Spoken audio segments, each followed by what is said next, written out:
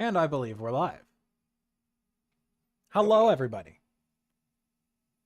Give people a couple moments to tune in.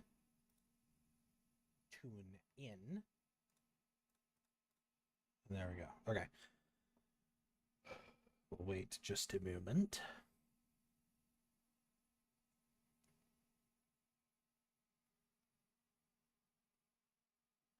Need like chat overlays and shit. But I suppose this will be recorded, so best not have too much dead air at the beginning.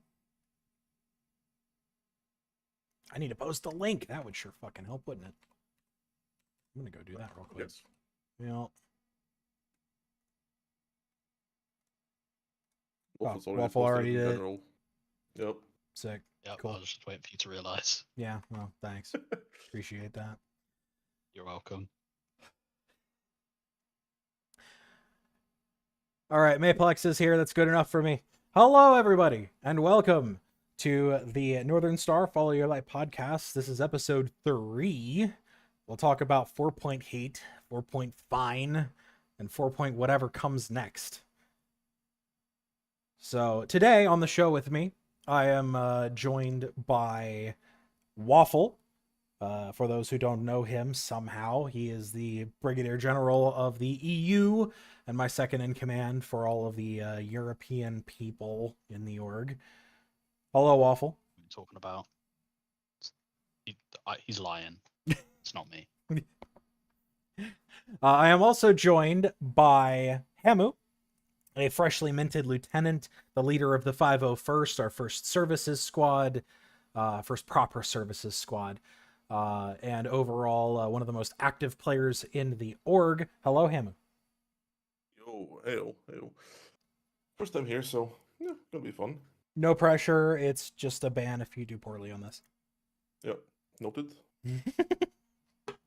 Anyway, today we have got a variety of topics we're going to cover.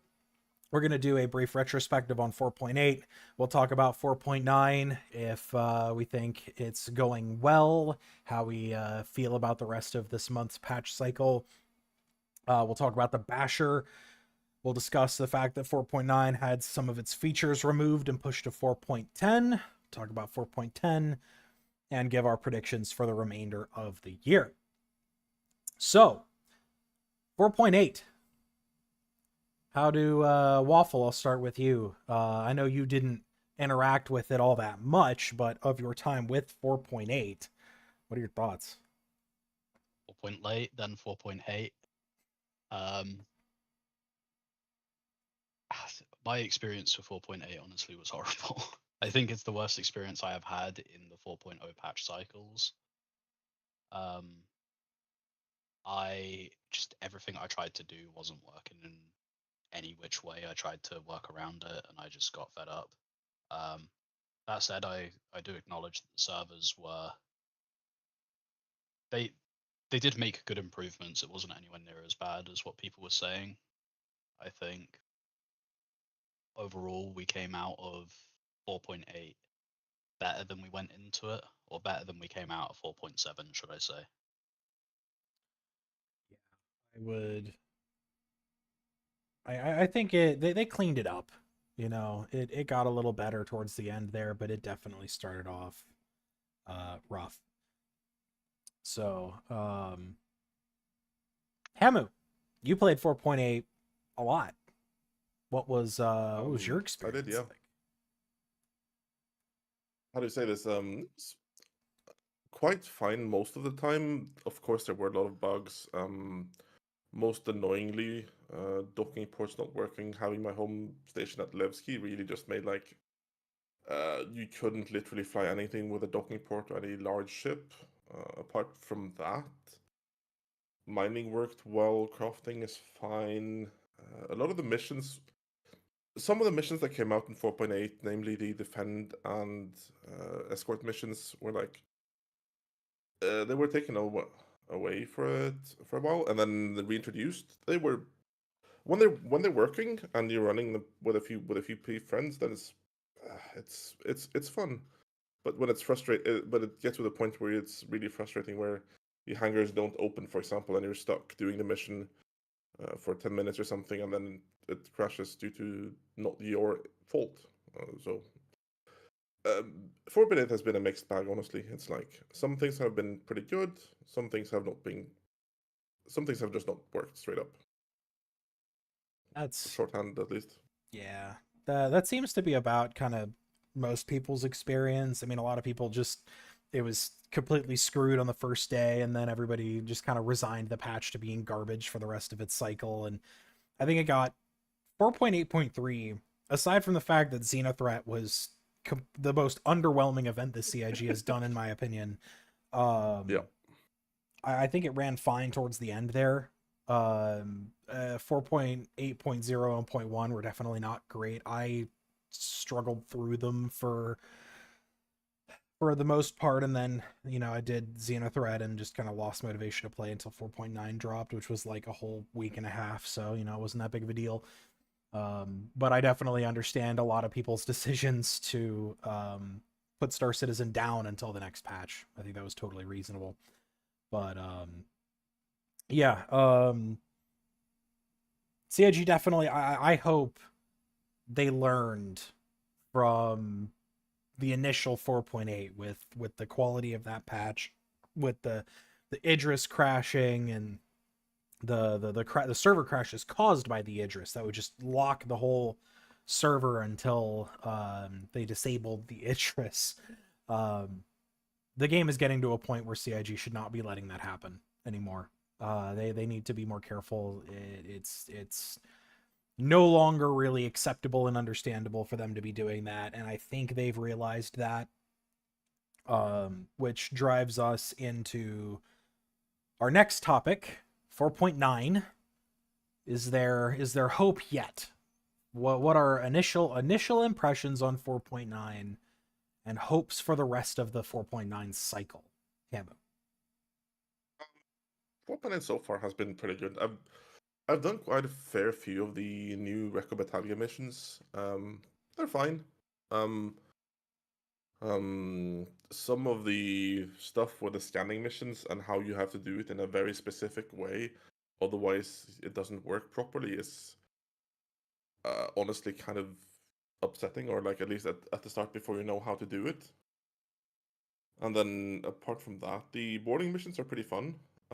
They really lend themselves to the entire like complexity of Star Citizen, and flying to a ship, boarding it, taking down some hostiles, not too many, not too hard, repairing a component and then getting away from it. It's like, yeah, it's mission itself is fairly easy, but it showcases a lot of aspects of the game. Apart from that, I'm not sure if it's only because 4.8 was so slow towards the end, but the servers have felt a lot more responsive as well with 4.9. Probably also tied to the long-term persistence and restart of servers. So we'll see how that ends up at the end of 4.9. But so far, 4.9 seems pretty good. Waffle. I mean, I will agree with 4.5 as a nickname for this patch. It's a breath of stability compared to 4.8 for sure. Like, we came into this patch a lot stronger, and they were already pushing hot fixes that are actually working. That said, QV logistics not being fixed, which is a big way for a lot of players who aren't interested in mining, including myself, to get the decent components size 1, 2, and 3. That not working is kind of disappointing still. I know they're working on the fix for it for 4.10 or 4.1, but Ooh, that's a we'll see when good. that comes. I like that. Um, I didn't hey, think bro, of that come one. to me with these. Yeah, that's good. Yeah, but overall, this patch, there's definitely some bugs that they said they fixed that they haven't. The quantum, the jump gate looping, for example. And then I feel like they've replaced a lot of the quantum, like the actual just jumping issues, with other jumping issues. But it's playable. We're kind of back to that, like, I want to say 4.6, 4.7 playability level, where there's a lot you can work around. It's just bugs that are slightly annoying that can be worked around. The refueling thing is finally gone, which, oh my god, godsend. Yeah. Please don't ever let that come back. Yeah. And it was such an easy thing to fix though. Yeah. Nobody's doing TSGs anymore. I saw you change that title, by the way. Yeah, it's better. It's just better. The new content, I haven't tried too much of it. I really want to get into it. It looks really, really fun, but the Nick stability right now is just horrible, and I'm kind of just letting it cool. I learned my lesson on last patch, trying to do the new and fun content straight away, and it just frustrated me. So I think I'm just going to let it cook for a bit this time and wait until people lose interest and then go into it myself. Yeah, my experience with 4.9 so far has been fantastic, but I have really, since I'm trying to run this whole shop thing where I manufacture and sell components to people, and you know, we lost all the refined goods in the LTP wipe, which was a surprise to nobody. I was hoping we wouldn't because we hadn't had a soft wipe since 4.8, but I wasn't surprised when we did. So I've been mining almost exclusively since 4.9 dropped, and the scanning changes with mining, holy crap, it is so much better. The fact that you can now actually go into scan mode, narrow the scan like FOV, and I can tell what type of rock a deposit is from 25 clicks away is amazing. When you actually get there, you ping once and it scans all of the rocks. So you just see which ones are worth. You pop the rock, ping once, and then it scans all of the little fragments, so you don't have to go and individually look and wait 15 seconds per fragment to figure out if it's worth your time or not. My least favorite part of mining was always the scanning of the rocks themselves, and that is 90% easier now. It is so much better. Sometimes if the server FPS is low, it still can take a moment, but it's also at the same time. It scans them all at the same time, which is so good. The only thing with it, if I can add to that, yeah, go ahead. Like the new system is it's an improvement for sure. The only thing is, whenever you're on a planet and there's flora and fauna on it, that just clogs up everything. So like this pings and scanning doesn't really work well at all. It So does. Being able to filter scan mode would be awesome. So I can filter like biologicals or like inert materials like ores and stuff. That would be pretty great. That would be a phenomenal change. In the meantime, you can kind of tell, it's not foolproof, but you can tell the flora and fauna will not show up on the ping as an unknown ping more than like 7 clicks away. So if you see if you see an unknown target and it's like 10-15 clicks away, it's definitely ores of some kind. And then when you aim at it in scan mode, it'll give you a signature value. And this, I know you guys may know this, but for anyone who's listening who doesn't, it'll give you a signature number value at the top center of your HUD. And if you're looking at an unknown, you might have to narrow the FOV to get it to pick up on the one you're exactly looking at, but it'll give you a number. And that number is variable on what it is, how big the deposit is, if it's multiple small rocks, if it's like one big rock, it all kind of depends. If it is a round number, if the number is like 42,000, 7,000, 80,000, like flat, they are either rock minables or hand minables. If it is a number that is 12,032, 76,580, those are ship minables. So you can even narrow it down to what is hand mineable, what is ship mineable, and then you narrow your FOV, ping again, and then aim at it for maybe 5 seconds, and it will tell you precisely what it is from 20 clicks away. It's a little bit of learning, but once you learn how it works now, dude, it is so much better. So much better. Not perfect. I agree. Being able to filter out biologicals would be phenomenal. But what we have now, it's 3 times more fun to mine, in my opinion, than it used to be. Because you don't have to fly around and get within 3 clicks of something to see what it is. It's so much better. But Anyway, I'm hopeful about 4.9. It's been playing smooth. It's felt good to me. I've been spending most of my time in Stanton and Pyro, and only going to Nyx to drop off my refinery orders, and that has gone well. I've been just sending the ship down and putting it in the refinery from the ship, and I haven't lost anything yet. I don't know if that was in their list of fixed issues, but it hasn't happened yet. And I'm hopeful that this will be a good patch cycle. I think it was the right move. We'll talk more about 4.9 being gutted, but I think it was the right move that CIG pushed the big features out of this and kind of focused on making this a little interim stability patch before going back into features. I think it was the right move, and I'm more motivated to play the game now that more things are working. It's not perfect yet, but more things are working.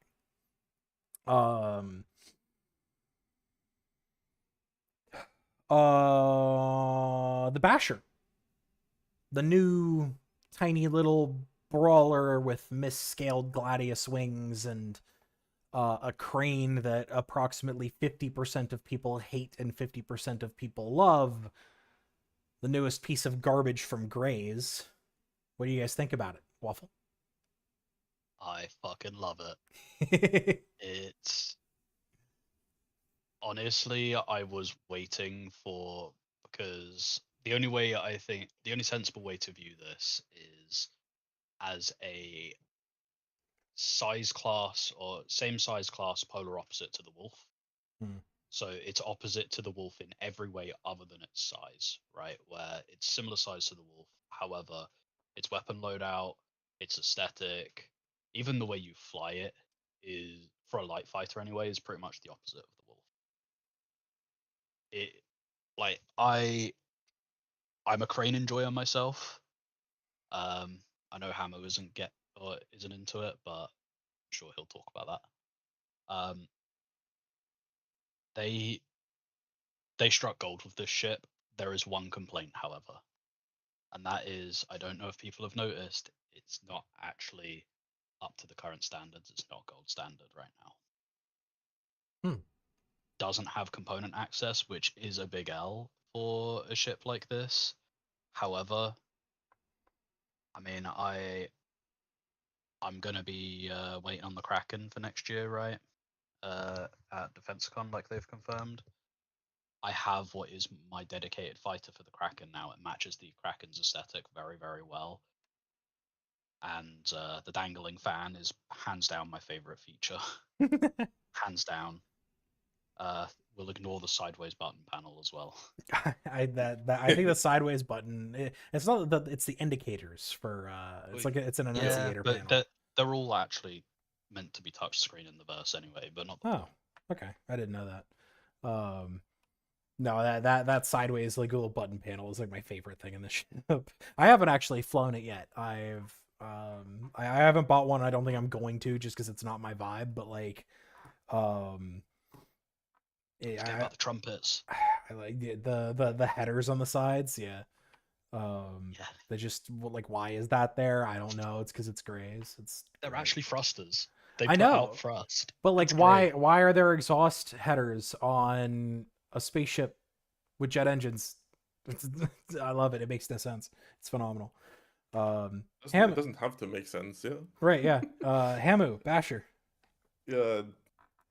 How do you put it? It's I kind of like it. I like the vibe of it. It's I'm not going to talk too much about tuning and everything because that's up to change for things. But I like the vibe of it. Like, personally, I don't like the crane, but I've how do I say? I've also started referring to it as the iron sights of it because just where the crane ends is where the where your pit or like where your target should be, or where your targeting is. That's kind of sweet. Yeah. Perfect. I just personally I don't like it, but yeah, as Waffle said, yeah. I love the fact that they added the option to take it off though. That Agreed. yeah. That is They corrected what they did wrong big with the W on that. L21. Yeah. Yeah, like 'Cause if I the could L20 I would still own an L21 Wolf if I had an option to just outright turn the fin off, so I don't have to press the fucking button every time I switch, or every time I pull my landing gear up. Yeah. Because the fin will auto deploy even if you previously had it retract. Right. Pull your landing gear up, and it's dumb. I also like. I also somewhat dislike the how to say the Knight Rider aesthetic of the L22 canopy. I would also like to turn that off just because Yes, agreed. it's it doesn't add anything, or like for me, it doesn't add anything to the ship. But yeah, Yeah, but yeah, so some people might like it, but I don't. I haven't met anyone who likes it. I kind of like it. But the Basher Yeah. and like being able to have 6 size 2 weapons just enables like 6 size 2 hardpoints that it just enables you to do a whole lot of fun with it. Yeah. They're not having bespoke weapons on it. That's really good as well. It has unique weapons to come with it, so like I haven't really flown it against like or used it extensively at all, or tried to flown it much. But from what I can tell, it's like it's a frailer Gladius, but with potential more damage output. Yeah. I like Yeah, I like the concept of the Basher. I'm not really a junker ship kind of guy. I don't own any Drake ships. I'll fly them because they're good. I Yeah, plan on. he owns Origin ships. I don't actually own any Origin ships presently. You own the M80, no?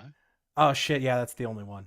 I used to own a lot of Origin ships. Now I just own the M80 for that. But yeah, I'm a sleek, ship kind of guy. I like RSI and um RSI and Origin and all of those. I like my sleek futuristic stuff. But I love that the gray ship exist, even if they're not my flavor. I love that they exist because they add depth and texture to the verse. If everything was sleek and shiny and perfect, it would just kind of make it all feel flat. And the fact that you now have that stuff to contrast with the absolute flying pieces of garbage that are the Grays ships, and to a much lesser extent the Drake ships, I think it gives the whole thing more validity, more believability, and the contrast I think is very very good for the universe. Um, the Basher itself, I haven't got to fly it. I want to fly it. Before I fly it, I will be taking that crane off because I don't like it. I do think it looks cool from the outside, but when I'm flying the ship, I don't want it in my way. It's actually not as like you don't really see it because it's direct centered above you. Yeah. Like you barely notice it actually being there at all, and it does actually have a little bit of a hitbox. Huh. Like so, it has its own HP. It has a hitbox, which means in most cases it's not going to do anything. But there is the select scenario where it will actually tank a hit, which I find really really cool. Yeah. Hey, fair enough. Same thing happens with the cosmetic kits on the Shiv, by the way, for any Shiv enjoyers. I misspoke earlier. I do own a Drake ship. I own an Ironclad. So I like Drake for what it is. It's just not my preferred aesthetic for my space games. But hey, He says, talking about buying a Kraken later this year. What, and who said I that? will be buying a Kraken. Yes, that's my intent right now. At least my plan could change, but that's my intent. I found it funny that a lot of people have been, I guess, complaining. Not everybody's been complaining, but some people in the community have been complaining about how they're like, oh, they put a hole in the wing of the Basher so they could reuse the animation from the Merlin's Archimedes. or whatever. I love it. CIG has reused entry and exit animations so much. Like that is not new. The first ship, the most notable ship that they made a bespoke animation for was the Wolves. Yeah. The Wolves for sure. That's like the big like, ooh, that's a fancy new animation. But like all of the Hornets Mark 1 and Mark 2, I'm pretty sure are the same animation. Gladius, Arrow, all those are the same animations, I'm pretty I sure. think Anything I with a think ladder. the last new entrance animation was actually the Pitbull. Isn't that just the seat that comes out the front? Yes, but it much. is still an entrance animation. Yeah, but that's a seat that comes out the front, so that'd be the same as like the Gladiator and the Hurricane. Yeah, but it articulates in a different way. There's a bunch of ships with seats that come out, but the animation doesn't move the same, so it is technically in like They might be able to just tweak some of the values in the animation to make it work. For all I know, Possibly. Like yeah, none of they us don't. will actually know the specifics of that, but yeah, it could be as simple as changing variables. It could be as complicated as it's easier to redo from scratch. Yeah. And mean- and also they can also like, of course, they can tune the animation of the pitbull to match whatever the sit down animation would be, right? Yeah. Yeah. So like, yeah, they don't make the pitbull animation first and then they fit in the animation of the character. Obviously, they do it the other way. They look at, oh, do we have an animation that could work here, and then make the ship animation to fit that. I did have one thing I wanted to yap about because I'm going to abuse the platform that I have here to share a theory that I have. I've seen a lot of people talk and complain about ships like the Gray's ship specifically that are hodgepodge together. There are a bunch of like temporary fixes and panels lying on the ground and all of that stuff, and that it doesn't make sense for a mass produced ship to have the same exact hodgepodge fixes. Like, why would every single basher have the exact same hole in the wing? I've seen that complaint a lot, and I've developed a theory that makes me really happy, and I think everybody else should adopt this theory.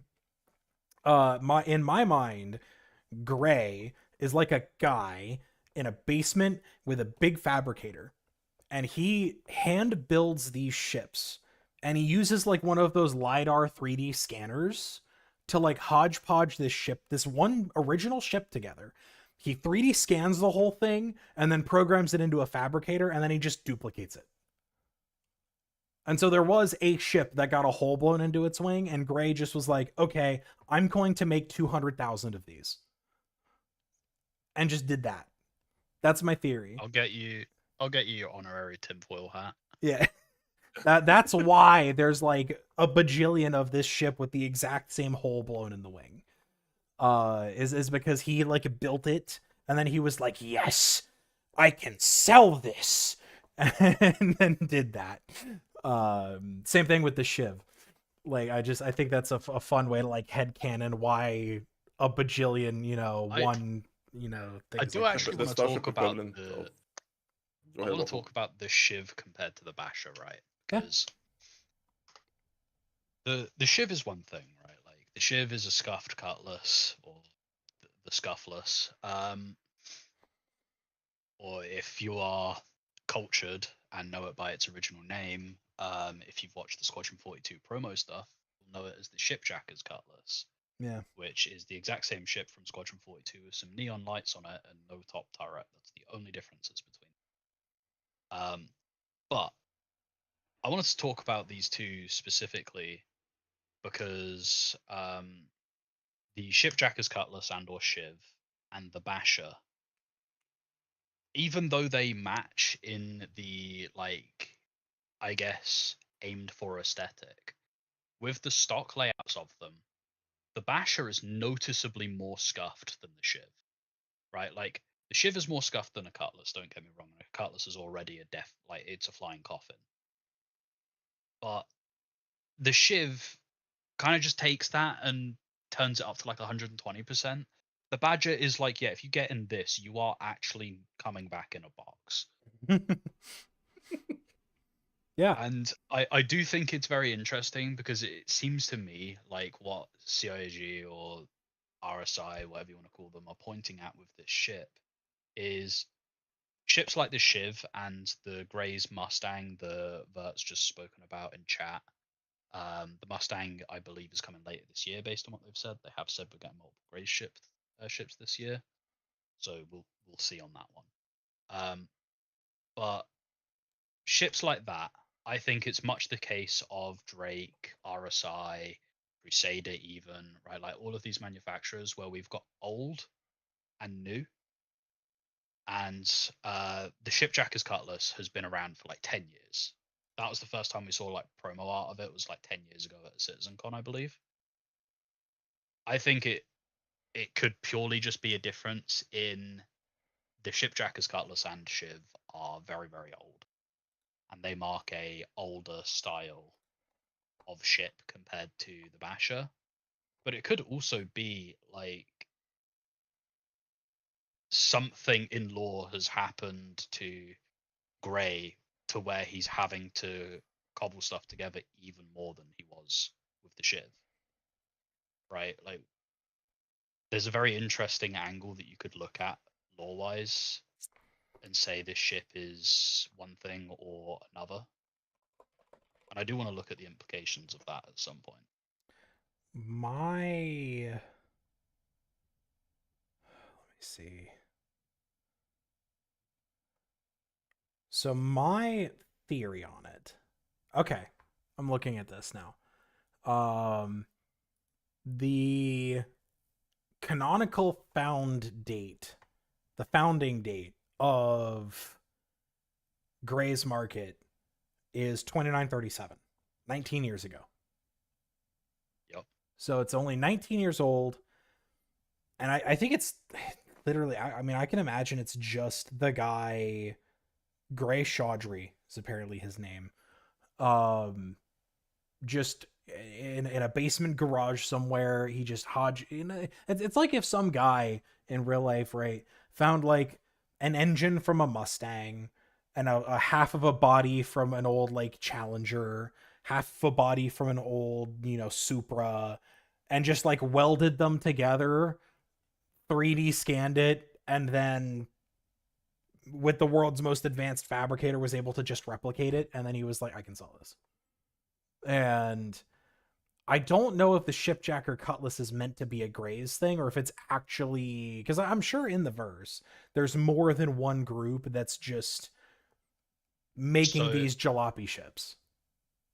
The Shipjacker's Cutlass is that confirmed to be a Shiv? The ship, they are the exact same ship, other than the quad turret up top. One sec, I'll get you an image.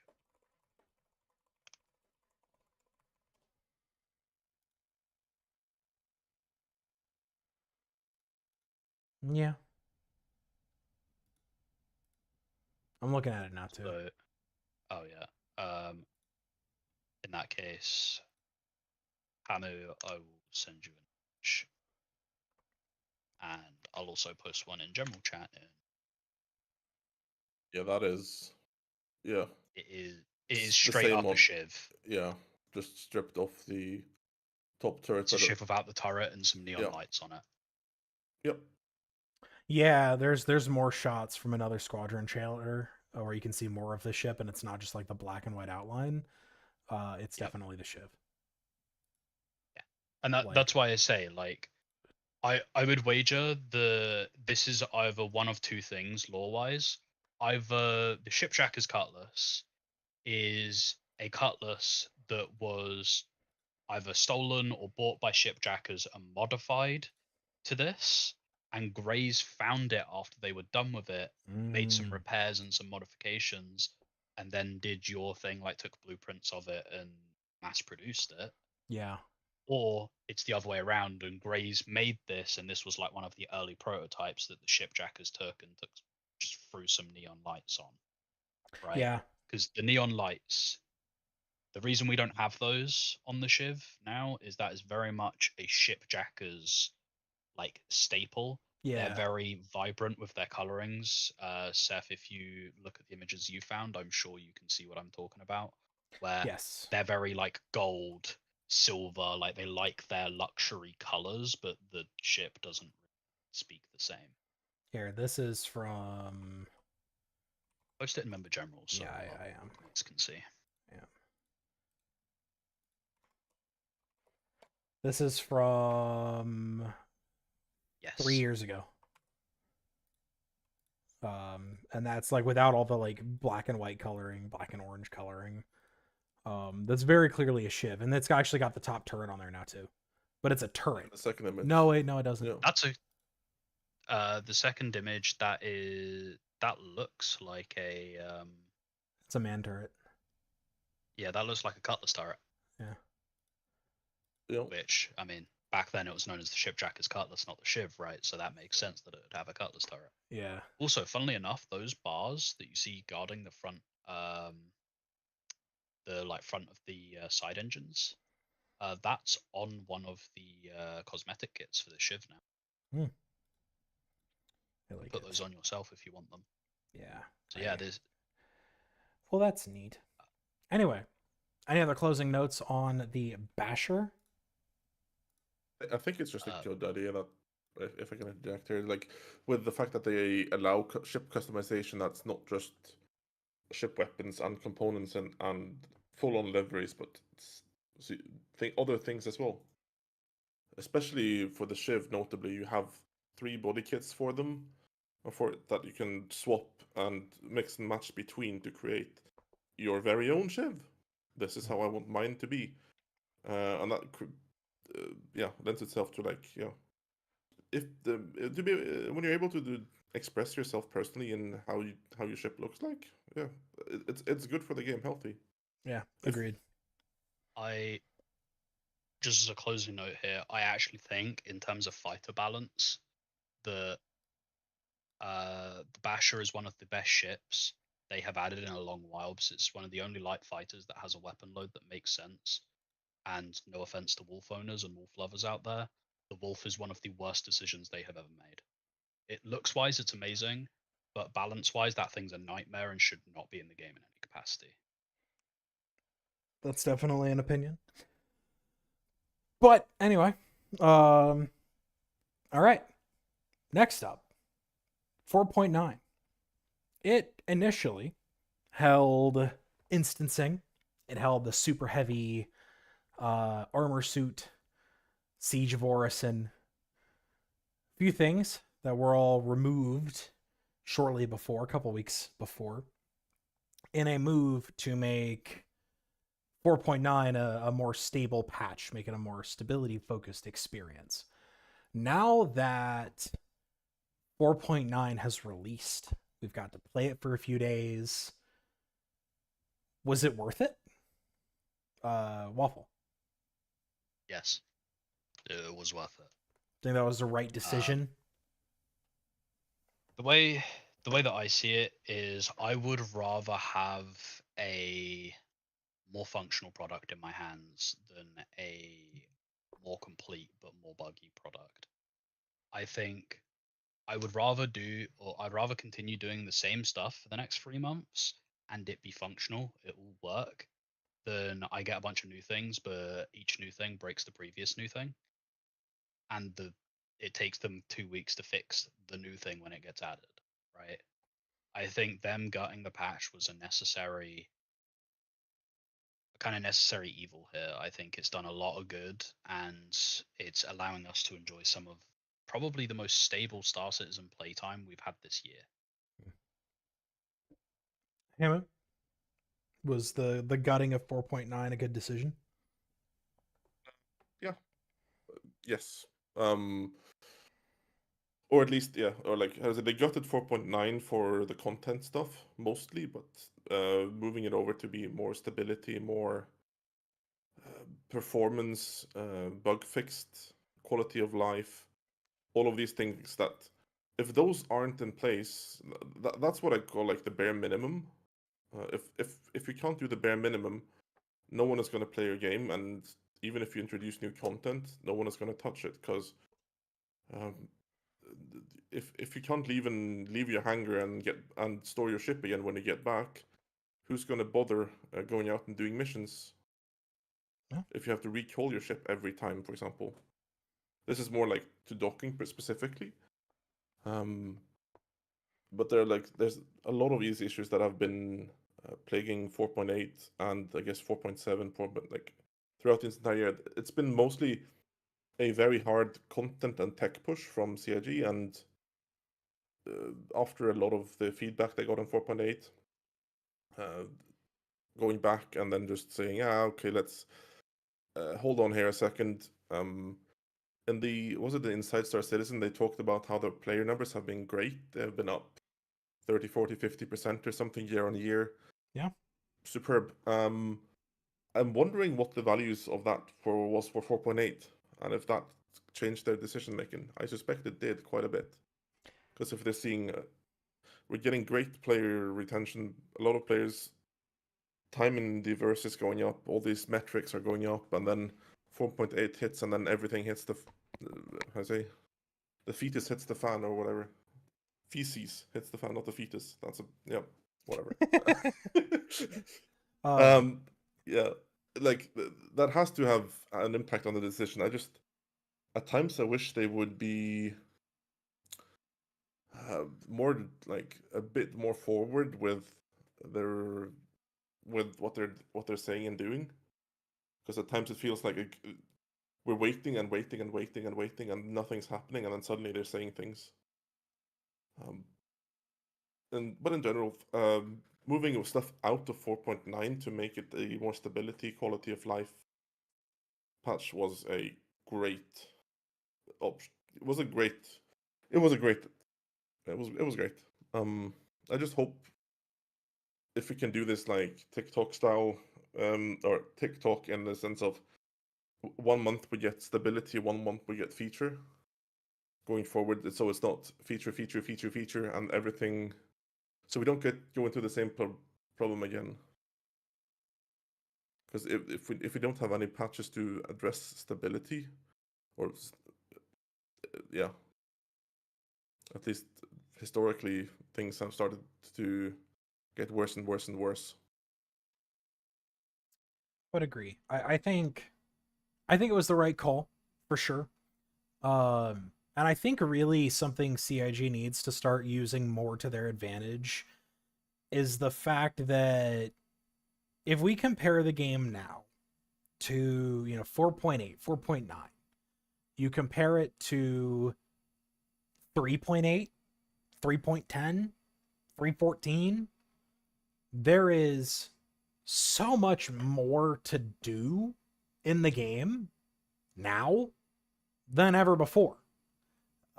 Even when things are broken, there's still more options you have. If something is broken, you can now just go do something else. Rather than one thing is broken, so that's half the game you can no longer play. There are so many options of things you can do. And I think CIG needs to lean on that fact, because before, in the 3 point whatever days, if they gutted a patch, it hurt a lot more because adding 3 features could double the amount of stuff there was to do in the game. When they push Siege, the Siege would have represented 5% probably of the average player's play time over that patch cycle. You'd probably spend about 5% of your total hours in the verse doing Siege, because you do it like 2, maybe 3 times, and then you're done. For most people. There are people, obviously, that'll grind it over and over again, but like the average player, you play the new thing once or twice, and then you're done. And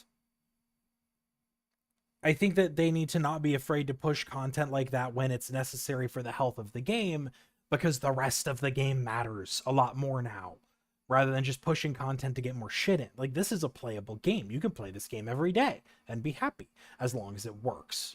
It's got the content. It needs the stability. In terms of concurrency numbers, I have a little bit of, I don't have like hard numbers because they don't release those, but I do have a little bit of information. CIG's concurrency goes up every year. And a lot of people think that the highest player concurrency for Star Citizen is like Christmas, like the end of year time, IAE and the end of year stuff. It's not.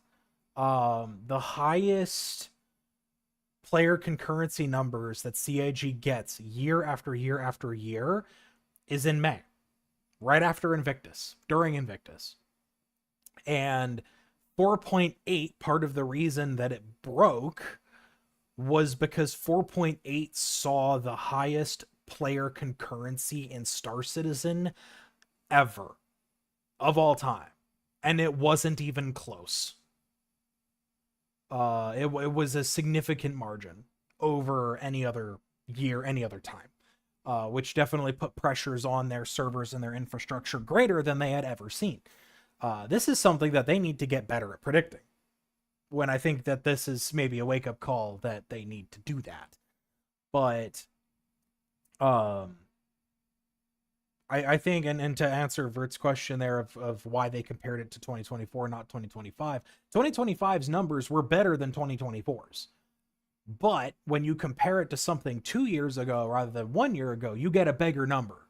You can give a bigger delta, which just it looks better.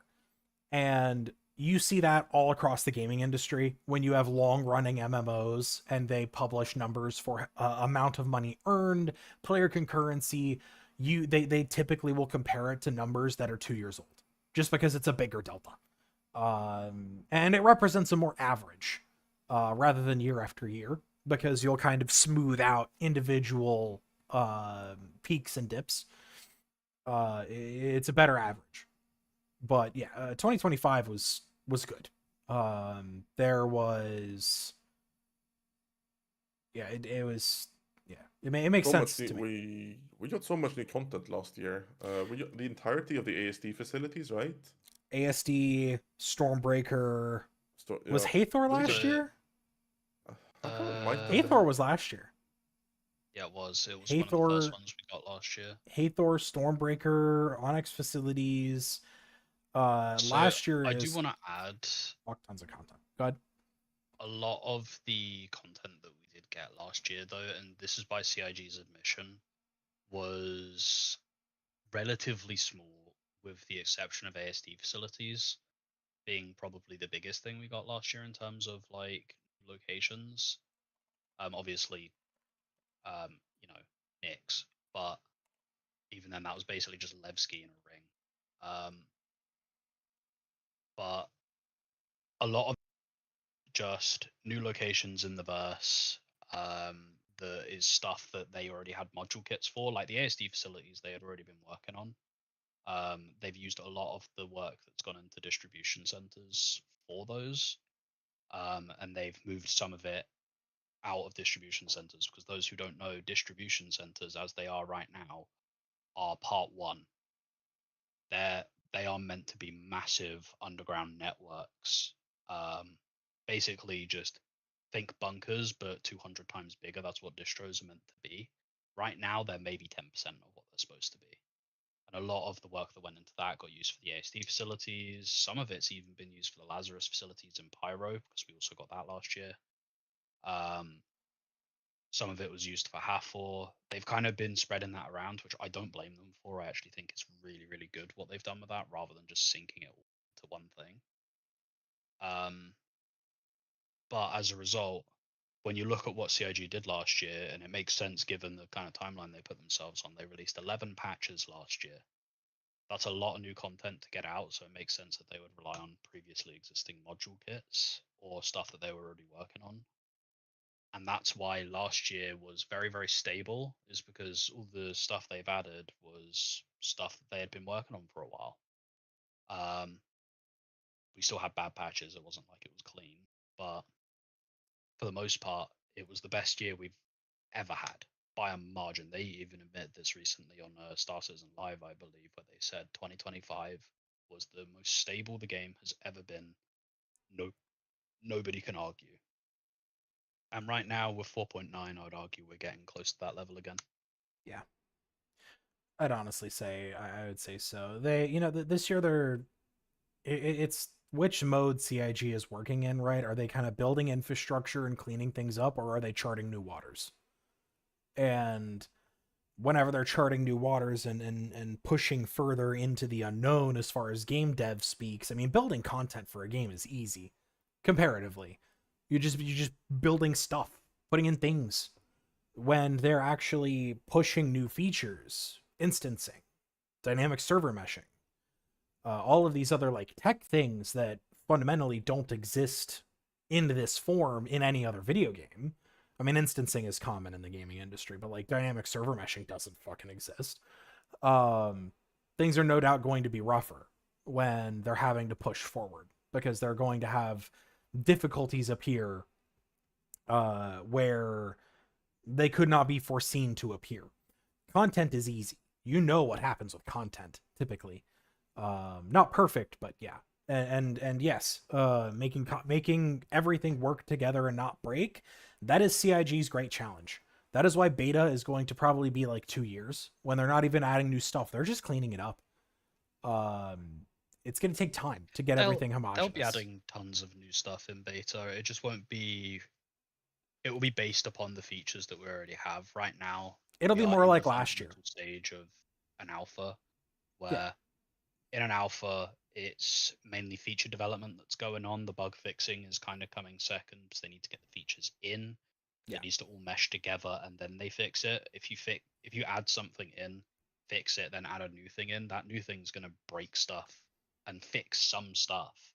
Right? Like a lot of people don't Yeah. realize this, but adding a new thing doesn't just break things, it can actually fix things. Yeah.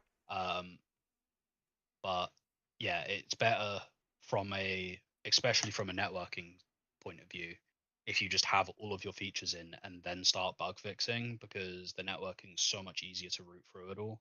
I would wager when they get to beta, that's probably going to be one of the major things they do, is a major networking redistribution. Yeah. Because it's needed. The game is spaghetti in terms of netcode right now. But one of the major changes we had from last year to this year is because we've been getting bigger content patches. People got so used to last year where one small thing was added and they would hyper focus on fixing it. Whereas this year, they're adding quite a lot of new content, which is really good. And it's quite vast in comparison to last year. But the nature of its size is breaking a lot more things, and people got spoiled by last year. And I think that's a lot of the mentality in the verse right now. I Yeah. think the biggest thing they've added this year is honestly crafting and how it Yeah. ties together so many different aspects of the game. Yes, it's tied together in like a duct tape kind of way where some missions give you blueprints and then you have to go get materials from mining and vice versa and all of these things, but like it's something to do as well. Like if you are like a collector slash like if yeah, you gotta catch them all, right, for the blueprints, or at least some people. 100% Yeah, yeah, Pokemon syndrome. completionist levels of things, right? It's something to do. It's quite fun, So and yeah, moving forward, 4.10, a previously unplanned patch. And we can kind of roll 4.11, which used to be 4.10, into this, since they're only 1 month apart. But 4.10 coming in August with Siege Vorison instancing, the super heavy armor, who knows what else. Is Starware? I remember in a couple patch watch ago, they said Starware was planned. Was it 410 or 411? it was Something 411. like that. September 411. Yeah, believe 411. Yeah, I'm Okay. not. Yeah, Verts is 411 as well. Some interesting things, or some chats down the pipe for both 410 and 411 here, and I can't link anyone because that'll get people in trouble. But just a couple of things here. Genesis development is apparently moving along as quickly or quicker than they expected. So Nyx planets maybe soon. And also they are noticeably, and I got pointed to this by somebody from CIG, they're mentioning Castra a lot, the loading screens, over the last 6 months. They are. They definitely are. So, from what I understand, and from what they have told me, pay attention. Pay attention to anything Planet or Planetech related, and or Castra related. So to go on our topic list, right? 410 brings Siege instancing. We'll roll in 411 with that for Starware and who knows what else. Starting with Siege and instancing, what does that, in your guys' opinion, what does that do for the game? Why is Siege being instanced better? Hamu. If yeah, sure. Um, instancing, I feel, is required for the game at this point, because I think one of the arguments from the CIG side has been it allows them to tune and make very bespoke dungeons and content that's finely tuned. Because as soon as you have it open world, you can encounter other players, or other players can come and essentially grief you, or everything turns into a potential PvPvE. And having it instance makes it so that it's entirely under CIG's control to make it a PvE experience. It also, hopefully, allows the performance to be much more predictable. If instances allows desync to be kept under wraps, or like kept under control much more than in the open world or in the PU, that would be amazing. Just because at times desync is terrible. It gets rough, yeah. Yeah, it does. And Siege getting instancing, it's a good test, but also I don't see a reason why ASD facilities and breaker stations and QE logistic stations, all of these should be instanced as well come in the future. Yeah. Just because it's good for the PU service as well. They don't have to handle. I'm not. How many are there? 120 QE breaker stations in Nix Yeah. that are on the service at yeah. Some of similar. them. God, sorry. Yeah, it's the same thing with the Onyx facilities as well. They're what I've referred to as like pseudo instanced. They're not technically instanced, but because there's so many of them at the same time, you rarely will see any other there. So like you can, but not really. So like pseudo instanced in a way. It's the same idea behind the Onyx facilities as well. You know, the canonically speaking, in the lore, there is one Onyx facility. There's only one. I believe it's on Daymar. It's supposed to be on Daymar. But they put 120 of them in the game because they didn't have instancing.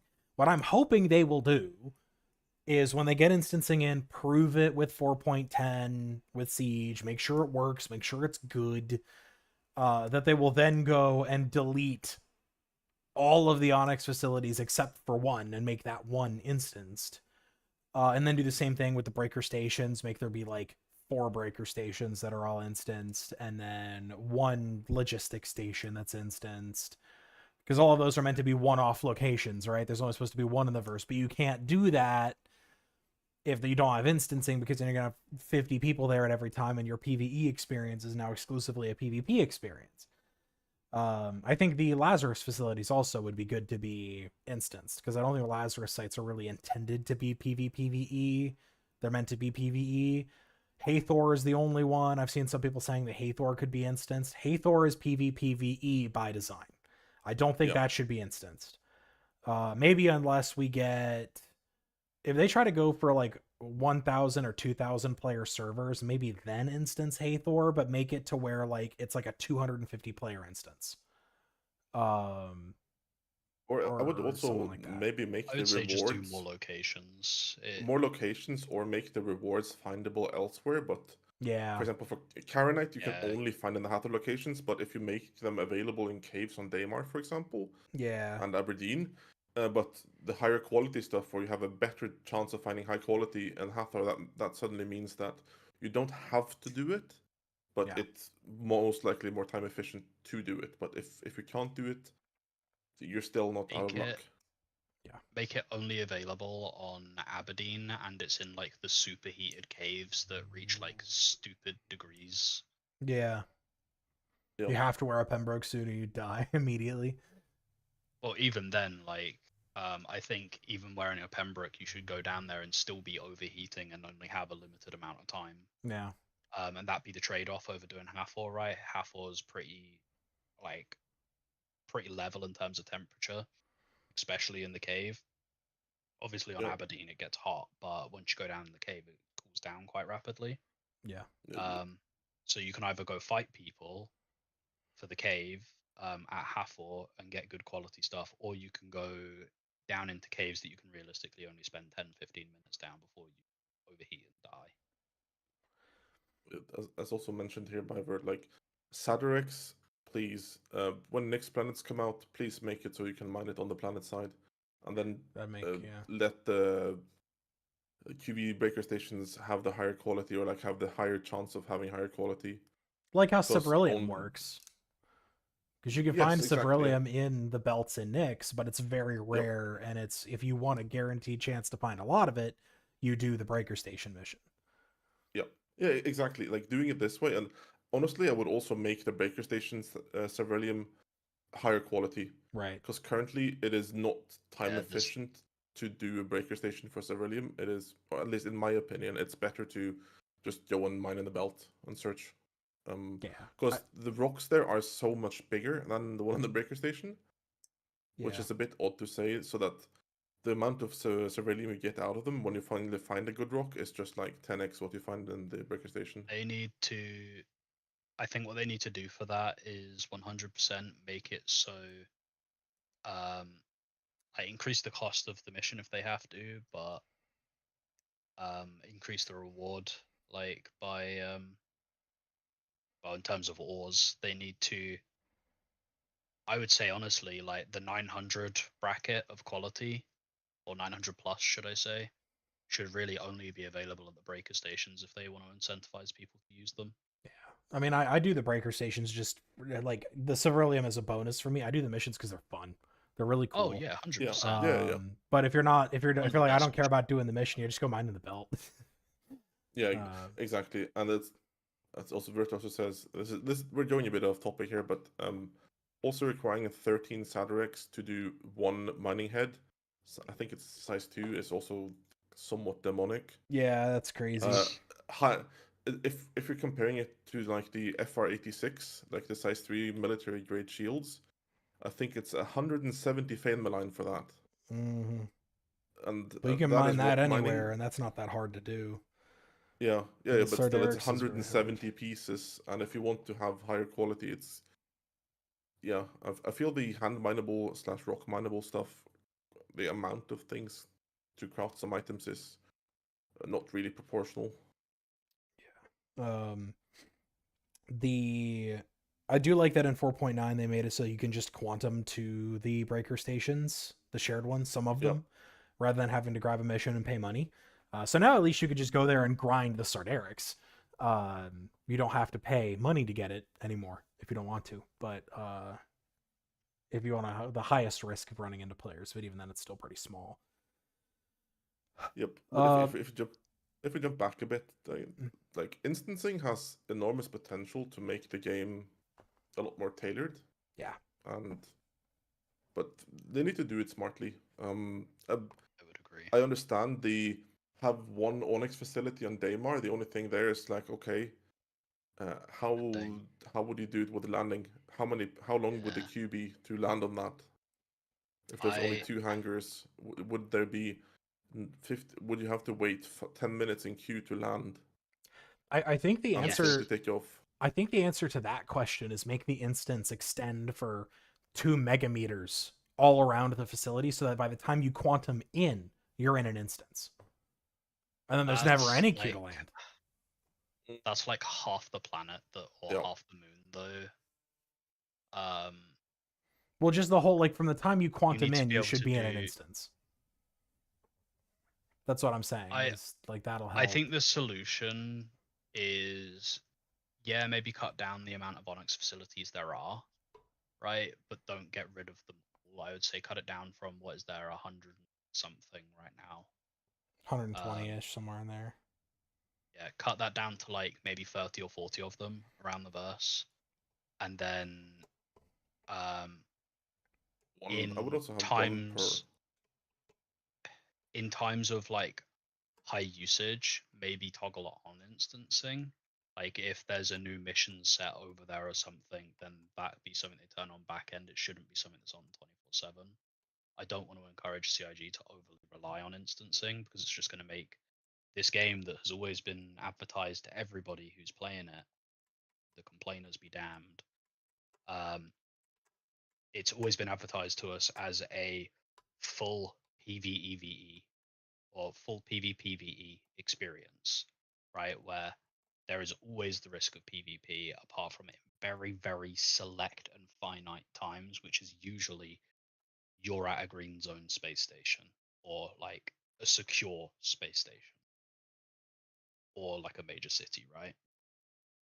You're anywhere else in the verse, there is a decent risk of if somebody does not care about losing what they have on them or dying, they can just come and shoot you, right? And that's kind of the whole thing with the verse, and I very much want it to stay that way with a lot of these locations.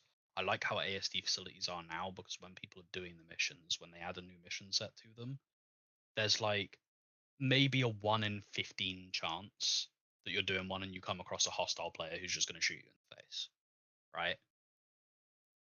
But I like having that risk. It makes you play differently. I think that's good. I think it depends Siege on of the crew, Orison then. can be, yeah, sure. Siege of Orison, right? I very much understand the need for instancing there, because look at previous years Siege of Orison. I mean, people who joined within the last year won't know Siege of Orison, but people who have been around for longer than that, like, it's always one of those things where unless you get in right as the patch drops, you log on, you accept Siege of Orison, and by the time you've taken the shuttle over there, mission's finished. Or it's broken. Yeah. Yeah, or it's broken, right? Like, because realistically, Siege of Orison before instancing was a mission that you needed a squad of 8 people to just roll. Yeah. Like, a squad of 4 people could do it, and it would be like a fun level of difficulty. A squad of 8 people, you're doing it in less than 20 minutes. It's really, really fast. Yeah. And I get why they're trying to limit the amount of instances, but they really should make it specific to party rather than trying to put a hard cap on it. So to push forward, and this is a question I've just come up with now, and I think it might have some interesting answers from either of you. Starware is currently slated for 4.11. It is a lot of the common expectation. I haven't seen CIG say it anywhere, but the common expectation seems to be that Starware is likely to include armor lockers. And I hope it really does. I really hope it does. Let's say Starware comes in 4.11, and let's say it includes armor lockers. Are you guys going to use them? Will you run Yes. around in a suit and tie and keep your suit of armor in a locker on your ship? No. So I will use them, but not for that. What'll you use I them for? will use, well, so most ships, take a Zeus or a Spirit, for example, right? 2 of the smaller ships that have suit lockers that I can think of, right? They are maneuverable enough of ships to where wearing a suit that offers G resistance is a massive benefit, right? They can pull enough Gs to where if you're wearing a full set of heavy armor and you're sitting in that seat, you will black out. But if you're wearing a set of light or flight armor, you won't, right? And I think that is the biggest use case for them, where it's just going to be swapped from flight suit to armor suit. Hmm. And there are a lot of ships across the board that I really do want to be able to enjoy that with. Honestly, the Idris being a big one, because my pilots can have their suits in like lockers or their armor sets. So if they die or whatever, they can come back, get on an armor set, hop in a turret, or get ready to board or defend against boarding. It's not just they're in a flight suit or they're in a sperm suit now on my ship and they're useless, right? A side note, just to add to this, you can hop in game now and check this. Regarding Starware, if you hover over a helmet, there is 2 little tabs under the helmet when you look at it in your inventory screen that say empty and empty. And the rumor or the thought process here is that these are for the helmet augmented reality modules, stuff like the AR crosshair or the scanning. Interesting. So rather than crafting the helmets with these, like CIG have suggested in the past, people are theorizing that they're going to be chips that you can slot into the helmets. So you're not crafting a helmet that's locked to one specific playstyle. You can slot the chips that you wish to play at that time. Yep. every helmet right now has 2 empty slots, no matter what helmet it is. Even some of like the funny flight suits, like the bear masks from Halloween. I look forward to see what they'll do with that. I'll probably use. I mean, I'm the kind of guy I like walking around in civilian clothing if I have a reasonable means to get out of it and into an armor suit if it's time to get to business. But I'll step back and Shader put a message in chat about he thinks this instancing is fundamentally against what CIG said they would never do from the days of the Kickstarter. No WoW like theme park mechanics, like instancing. That was one of the promises. I'll actually counter on that, Shader, that the original vision of Star Citizen in the Kickstarter was all instanced. It was all instanced. You would be in space, you would point at a planet you wanted to land on, you hit E to call ATC, and then you get a loading screen and a transition into an instance, and then you go down, you have an animation, and you land on the planet. Same thing going back up into space. Everything was going to be an instance. It was going to be like Elite Dangerous, and now everything is instanced. From what I understand, it was actually going to be closer to something like Starfield. Yeah. And everything it was a loading screen. The big connected universe was actually never a part of the original Kickstarter promise for Star Citizen. Now, they did bring in the promise of server meshing, the promise of one great big shard, all of that stuff being interconnected later, and I think they just realized that both from a tech perspective and from a gameplay perspective, there are many benefits to having instancing. They definitely did say that they didn't want to do it, or that they wouldn't do it for a period there. But I think, in my opinion, having we've played the game for a while, all of us here,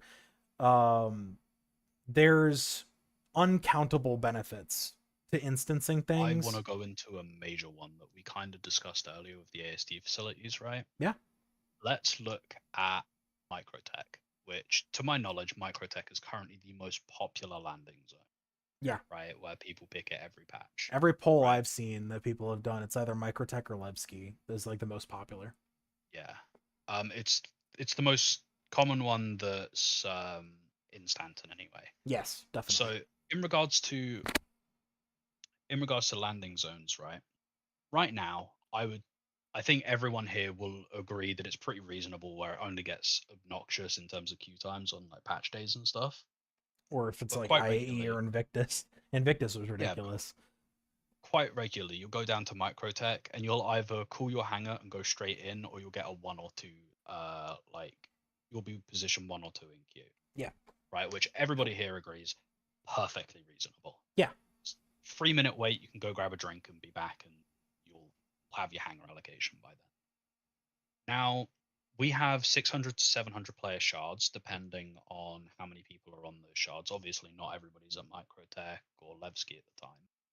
But let's look for a second, because they have explicitly said that one of the things they would like to achieve this year is quadruple digit shards. Yep. Right? So at a minimum, you're upping the amount of people waiting in queues for stuff like this by about 30%, right? And based on what we've heard, quadruple digits isn't where they're going to stop. They're going to multiple quadruple digit stuff, like 2,000, 3,000 players is what their real goal is.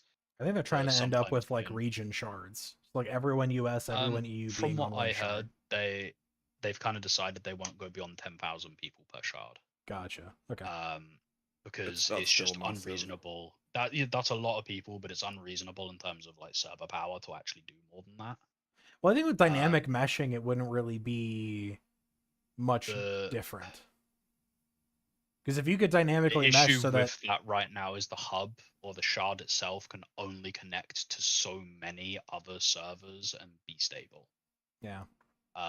Obviously, that's something that will get worked out and expanded upon with time, but I think it would be imperative for them to go with something that's obtainable sometime in the near future. I mean, and I agree. My hope is that but- whatever they end up with is big enough to where hopefully we'll get a matchmaking system where we can choose what shard we want to be on. and then we can just have, you know, a shard that we decide that Northern Star will be on, so that everybody's with the bases and all of that stuff. And I hope it's just big enough to accommodate that. 10,000 people, plenty. Anyway, back to what I was saying, right? Yeah. Imagine with triple or quadruple the amount of players, how long it would take to get a hangar at Lawville or Area 18 or like any of these major landing zones, Levski, Microtech, Crusader, right? Like those 5 are by far the most popular landing zones in the verse as a whole. Right now it takes on average about a minute, because it's basically a 50% chance that you get put in a queue altogether, or a 50% chance you go straight in. So I'd say about 50 seconds to a minute average for your queue time. Now triple or quadruple that, you're waiting 5 minutes, right? Which isn't too obnoxious, but I'd argue here is a major use case for instancing. Because if you instance those landing zones, say it's like a 30 kilometer or 30 square kilometer area around the actual place, so you kind of pop into this invisible bubble that's around, say, Area 18's landing zone, and you get put in instance 5, and there's 6 instances in each server, right? And then you're only dealing with a very, very small amount of people as opposed to before. There's still activity, but it's not obnoxious to where if you're in a capital ship, you might be put in a queue of 1, right? Yeah. Or if you're in a small ship, you might see a queue of 3 at the absolute most. I think it's really important to think like landing at a space station or landing at a city with what they aim to do with the shards and everything is going to be hella obnoxious later on, and I really do hope that that's what they use instancing for more than anything. I mean, I've got a different solution for it that I would hope that they would maybe pivot towards if it ends up being feasible. Quadruple the size of the landing zone and the amount of hangars available. In some cases, that's absolutely viable. Like Microtech is a prime example. You could, I mean, there is separate structures that host hangars that you can currently land in over at Microtech. And Crusader, I feel like expanding upon the platforms there would be pretty easy. Yeah. Then you get to areas like Lawville, Levski, Area 18, right? It requires some redesign. Grimhex is a big one. Grimhex could that one should definitely be instanced. All of the others, Levski maybe. Levski, I don't think would be possible. I don't like the idea of having instance borders that just exist in space. That I feel is going to be against what the game tries to be. I would much rather. I agree. The way that they should do it is kind of like what Seth suggested earlier, where it's decided which instance you're going while you're in Quantum. So if you Quantum down to a landing zone, when you pop out of Quantum, you're just in your instance, so it is still seamless. Because that's one of the big things. They've shot for it so hard now that they just need to stick with it. Seamless needs to be the way the game goes. Yeah, definitely. It's their major selling point. I think it's still really cool that you can see traffic at different landing sites, right? And I'm not saying get rid of the traffic or make the instances so many to where there is no traffic, right? I don't want it to be a ghost town either. No. But I'm saying as we increase, like, I think we all agree the level of traffic now is fine. If it went up 50% to 70% more, that would be doable, right? And then beyond that, anything beyond that, you just split it into instances. So if that doubles after that 70% increase, then that gets a new instance, right? So it splits into 2 instances. And beyond then, like every time the one of the instances or the instances is sitting at double, they split more. That's the way they should do it, where the traffic is there and you can get caught in traffic, so it's not just guaranteed that you go straight into a hangar. You still experience the traffic and you still see activity around you, but it shouldn't be a 25-minute wait just to get a hangar anywhere. I definitely think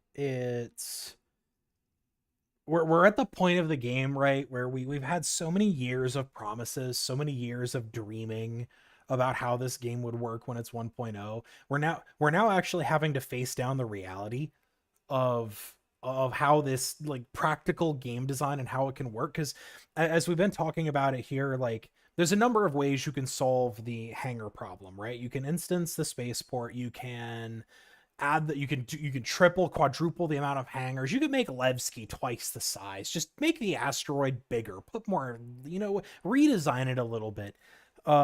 Sure, fine, whatever. That stuff might be able to work, but there is still a fundamental issue with, okay, you have now quadrupled the size of the New Babbage spaceport, and you can now handle all of the traffic without instancing. Go land there. You get a 1 minute hangar queue. You land. You go to the spaceport. What it's crowded, but it's fine. Go down to the transit hub. Get in a tram. Go get one of those train cars. You remember the early server meshing previews where there Oh was my only New God. Babbage, and it was like 700 people in just New Babbage?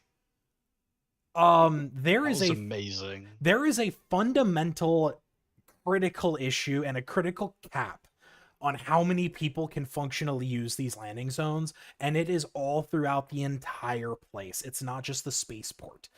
Those corridors were not designed for 1,000 people to use them at a time. I do want to say as well, there is a couple of things, if we're going to do, or if they're going to do instancing this way across the board, they need to make a couple of things present, right? One, they need to make it so if a member of your party is in an instance and you are in that party before you head over to that instant or that area that is instanced, that you will, without fail, join your party's instance.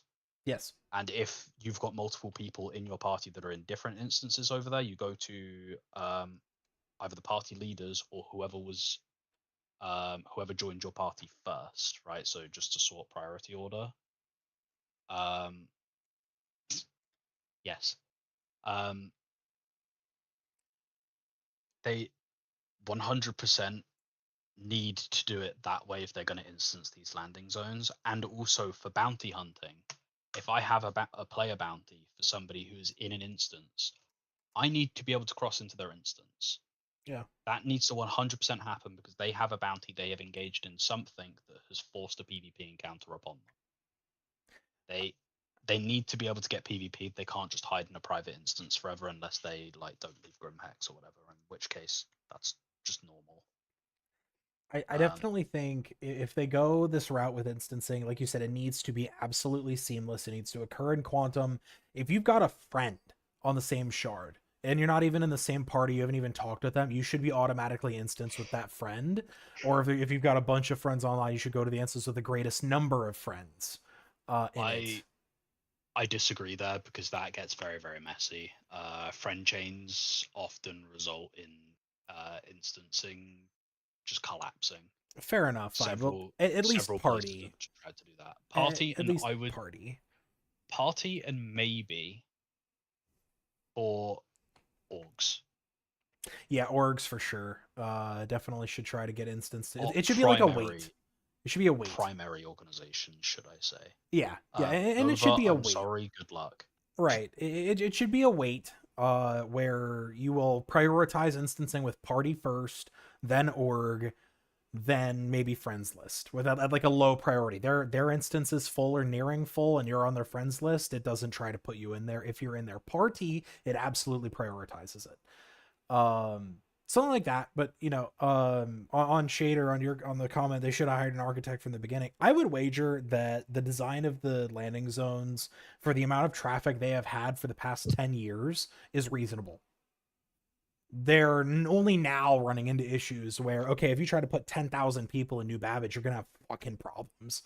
But they couldn't just design it as being this massive empty liminal space of just massive hallways that are always 1,000, like just empty, right? They couldn't do that, right? That's not feasible. They're gonna have to redesign a lot of these places or instance it. Well, if they decide to counterpoint to what I said earlier, right? With like landing zones getting overpopulated, this stress problem of traffic later on definitely gets solved by base building. Because if you have your base, you're not going to be flying back to Microtech to log off, are you? You're going to fly back to your base. Yes. I think base building will help take a lot of the pressure off of these landing zones. However, there will still be a brand new item is added, and you can go buy it only at Loreville. Invictus happens. It's at ArtCorp. Everybody go to ArtCorp. You know, like there will always be things that drive players to that. And even if CIG doesn't do some of those things, you know that it's going to be an occasional community thing where some guy is like, I will pay 1 billion UEC to the person that finds where I'm hiding on Orison. And then you get 5,000 people that now fly to Orison to try to get this money, right? Just shenanigans will happen in an MMO like this. So they have to be able to adapt for that. But I think instancing is going, it's good. I think it should be a combination of the landing zones will eventually need to be instanced. The landing zones themselves will need to be expanded. They will need more hangars. I think it needs to be both. Matter of fact, right now, they don't even use all of the hangars. You can be in a hangar queue and you see the one open hangar, and there's like 7 other small hangars that are just not being used, which is ridiculous. I wish they would fix that. The reason that is because I know the reason for this. It's quite annoying, but I see how it can be challenging to fix. And that is the way that they have ATC to work right now is when you press the button, it does a check. And that is a check that basically either assigns you a hangar or checks whether you have a hangar there or not. So it checks for a personal hangar, and then if you don't have a personal hangar, it will assign you one, right? It does that check immediately after you press the button, and ATC usually, unless server desync is like at a bare minimum, ATC will respond and do their processing to give you a hangar after it's done that. And when it assigns you a hangar, it will quite often assign you the same hangar that's already being used. Yeah. So they just need an ATC rework. Basically, yeah. If you remember back in the day when we had numbered hangars, right? There was no Waffles hangar, Cepheus hangar, Hamu's hangar, right? It was just you called your ship. It was in hangar 13. Right. Yeah. And certain hangars were extra large, like certain numbers were extra large, certain numbers were large, certain numbers were medium, certain numbers were small. Right. That system is still there, right? Completely under everything. All of these hangars still have their numbers, and the lower the hangar number, the higher it is on the priority queue. So, for example, if the server is desyncing, I call a hangar, right? What it is doing is it's immediately assigning me, say, hangar 1, right? But because the server's desyncing, everybody else that's calling that's in the same ship size as me is also getting hangar 1, because ATC itself in being like, hang on a minute, there's a queue for this hangar, is already like, it's already assigned you that hangar and it's not going to change it dynamically. That's the biggest issue, and honestly, part of that does get fixed with some of the instancing tech they are working on. It's not an ATC issue, it is an instancing issue, because they can't change the position of the instance once it's already been activated.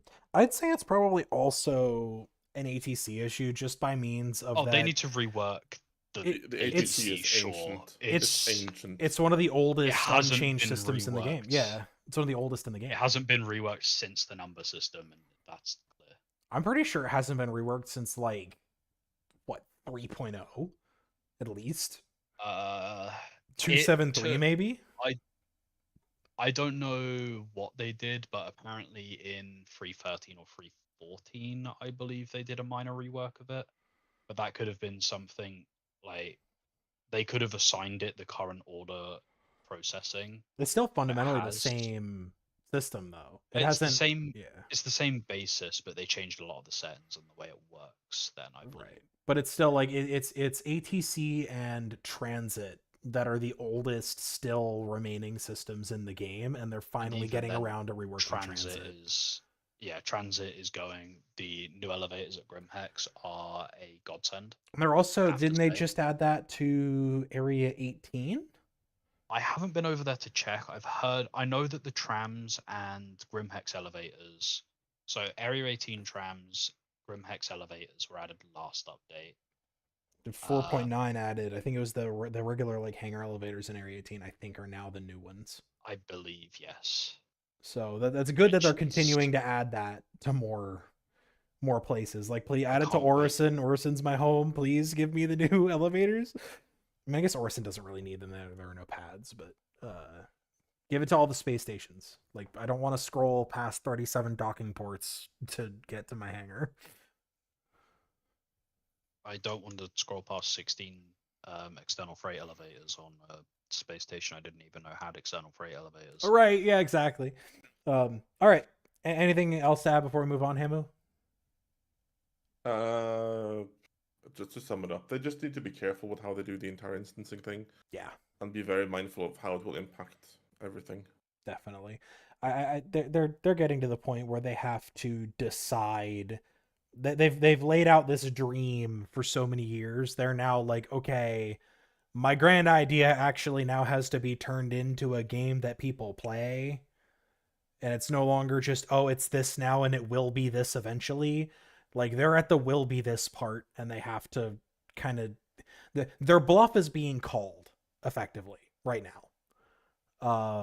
They've made promises, they've said that they're going to do stuff, and now their ability to actually make it happen in a game that people actually want to play happen. And not every promise that they've given is going to be physically possible. That is just a reality of how shit works.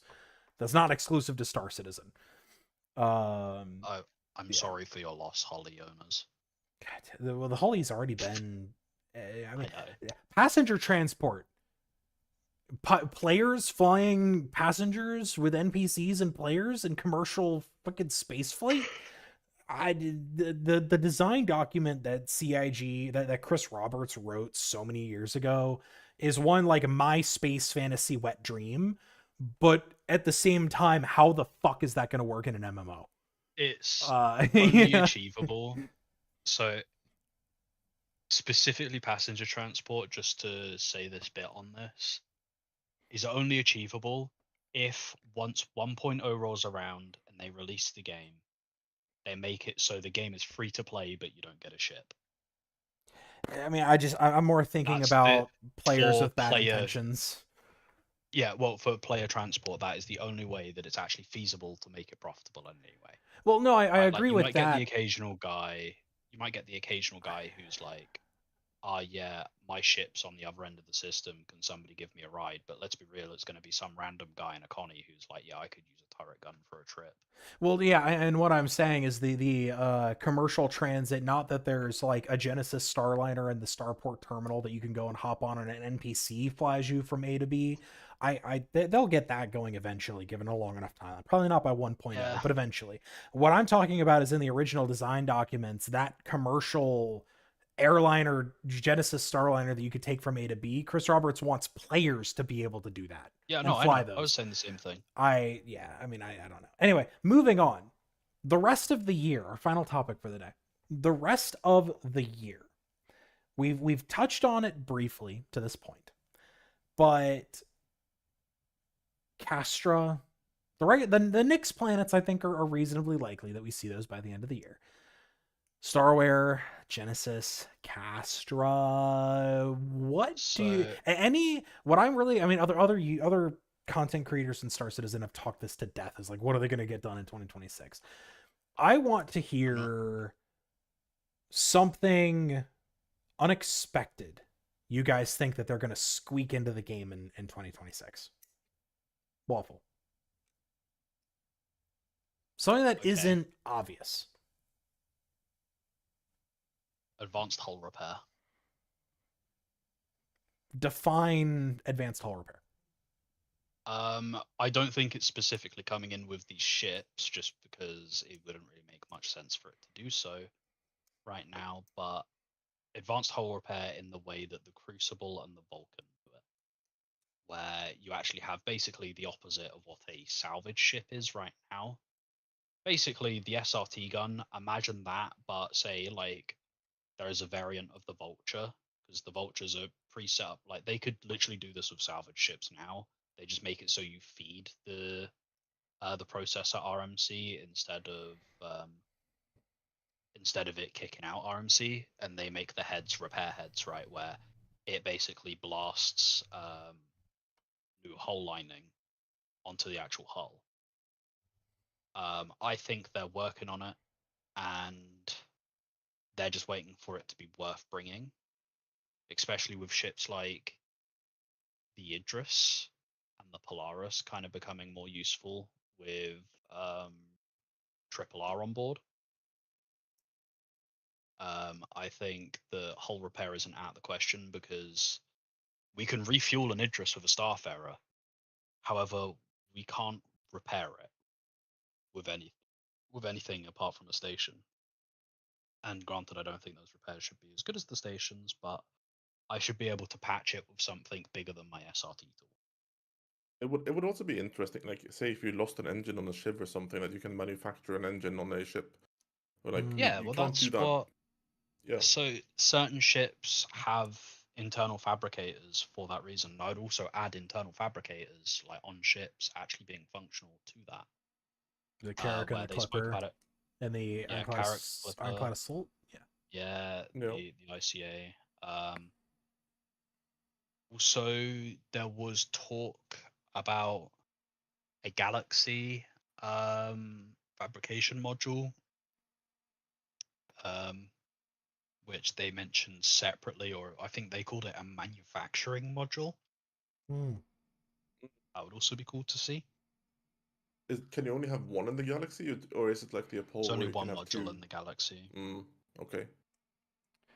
Hamu, any features coming? Any features you think might land in the verse this year that aren't like the headline?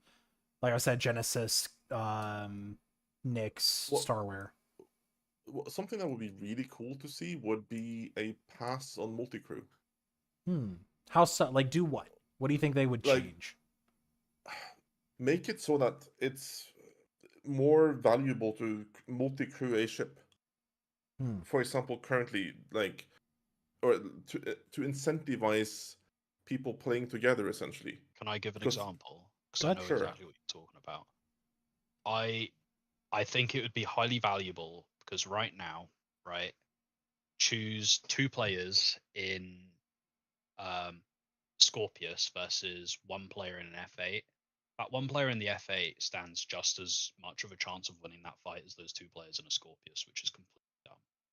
Yeah. The Scorpius should have the definite edge in that fight. And I think they need to make turrets way more valuable than they are now. I completely agree with Hammer on this. I'll let you get back to it, Hammer. Yeah, If you want to go further. like I think, I think the prime example of multi-crewing and how it's in a like really good state would be the Perseus, because the pilot on its own there isn't. How do I say? A Perseus is reliant on both gunners and pilot in a sense that gunners need to be competent and ideally, like if you do sub targeting and everything like that, that's a big difference. But also having a pilot that's able to coordinate so both gunners can be on the same target. That like dynamic of having those three, or like the both main gunners and the pilot working together. You can also have the other small turrets as well, and engineer and everything as well. But like Perseus is the prime example of how multi-crewing should be, I would argue. If you take some other things, I want to preface a ship that should be. I mean, it's probably the biggest of the problems, right? I think we can all agree here. The Idris is a name that pops up in pretty much anything multi-crew controversy wise, right? Yep. The Idris right now, the reason people both hate it and love it. I'm personally a lover of the Idris, but that's mainly because the vibe I get from it. As an Idris owner, like, I'm going to. But that said, I acknowledge it's far from perfect and it's exceptionally weak in areas it should be strong. Main one of those is the turrets. The turrets, honestly, are like slapping somebody with a wet noodle. Yeah. Even the nose turret, by the way, CIG, please fix that fucking turret. But the nose turret aside, right? Every other turret on that either has dual size fives or dual size fours, which on a 40,000-ton capital ship really does hit like a paper mache ball. They can't, they don't swivel fast enough to track light fighters and stuff.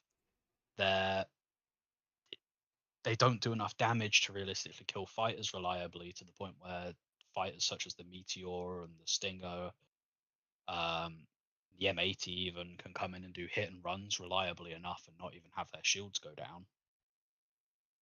It's completely dumb, because people wonder why all these Idris owners are just flying in solo with their railgun or their beam and just beaming everything at half or before it gets a chance to fight back. Because truthfully, with the nerfs that they've done to PDCs, the Idris is pretty much defenseless once something outmaneuvers it right now. Yep. And even if you have somebody on the turrets are weak source. They're pointless. I've got a And I hate to crazy say that, idea. because it's my most turrets favorite are. ship. Yeah, and the Idris is just the worst example of this, right? Like, look Yeah, at something like the Hammerhead that completely relies on turrets. And that Can I thing mention the is- Corsair? The Corsair is funny as hell. I mean, As to well. be fair, the Corsair's turrets are more like, hey, get away from me. They're Yeah, side door the main- gunners from a B-17. Yeah. Yeah, pretty much. Yeah, but I've got a crazy idea, and I think I've figured out, in my opinion, what could fix multi-crew to a degree. The aforementioned turret changes, they need to happen. They need to do more damage. The shot velocity needs to be faster. They need to be defeatable, but much more lethal. They need to be a threat. If you are a Hammerhead or an Idris and you are attacked by insert medium fighter or smaller, they should think twice before approaching you. When is the last time anybody's actually used an engineer in a ship? I had to do it during a TSG once. Did We you had- do anything? Yes, we did. We did actually put out fires So- and open doors because the ship was on fire from the NPC fight. So I have a very similar experience to Hammerhead. The only time I've ever had to do engineering so far, like had to, is on board a Perseus during a TSG. So engineering is a really, really cool concept that I think a lot of people are really, really down for. A lot of people want to be engineers. But in the game right now, it's just actually needing an engineer, engineers actually doing something. It's few and far in between. They're not useless, but they're not very useful either. I think it would be Problem with cool. engineering currently is that you only need an engineer when shit has already hit the fan. Right. I think it would make engineers a lot more useful if in large ships that it is assumed you need an engineer, Perseus and up, Perseus, Hammerhead, Idris, Polaris, etc. Big ships where you're expected to need an engineer. I think power distribution should be limited to an engineer console. A pilot should not be able to move power around from engines to thrusters to shields, so on and so forth. You can switch master mode, you can turn engines on or off, but that's it. See, You fire your I- guns, you can't control. So you get like 1 pip of power by default, and you can fly the ship, can operate it. Hang on here. And then, so if you want your full power distribution capabilities, you get an engineer to do that, or you have to get up and run to the engineer console. Furthermore, I think they should introduce random malfunctions based on wear state. So if you have a good condition component, basically never malfunctions. If you get 50, 60, 70% wear, it should start malfunctioning every so often when it's being used. You have a fuse on your shield generator blow and your shields go out until you have an engineer go fix it. You have a thruster have a compressor stall or something, and you have to have an engineer go reset it, or you're out that thruster until you can get him to reset it. Weapons can jam, and you need an engineer to unjam them, and then they work again. Stuff like that would make engineering a persistent, necessary role without making solo flight impossible. Go ahead, Wolf. I hard disagree on power distribution. Okay. However, Why? Okay, go ahead. Yeah. so the reason I hard disagree on power distribution is because it's, while I agree that engineers need to be useful, right? Because I'll be honest, I usually just ask if I'm playing my Idris or my Perseus, right? I'll say to a couple of my turret gunners, I'll be like, hey guys, have one of you guys got a repair tool? And if I hear a yes, we're green, right? As long as one of them has a repair tool, they can act as impromptu engineer. I do agree that while that can be like a supplement force to help when shit's really hit the fan, right? I I would like there to be a use for a dedicated engineer. However, power pips and stuff, I change them so often that an engineer couldn't do other jobs if he was also in charge of the power. I'm constantly like, I've got my power pips on keybinds, so I can bring up shield power or lower weapon power at a whim, right? And I just don't think, even if I have a dedicated guy to do that, he could keep up with the demand for me changing power around, especially on the Idris. And I don't really want to be slowed down in that way. That said, though, I would be completely game to there being a punishment for being micromanaging, or for being a micromanager in terms of power pips, right? There should be a chance every time that I change more than 5 power pips in a quick succession that I blow a fuse somewhere, right? Because I'm rapidly redistributing power throughout the ship. So, fuses are meant to blow in instances where that's happening, right? That's literally what a fuse is for, is to protect against surges, so it doesn't Yeah. completely fucking short the entire ship. Yeah. So I really do think that preventative maintenance should be the engineer's actual job, to where his job before the fight starts is going around setting up things on the ship that the pilot isn't going to have time to do, or it's sort of no use for the pilot to do if he's just flying the ship from A to B, right?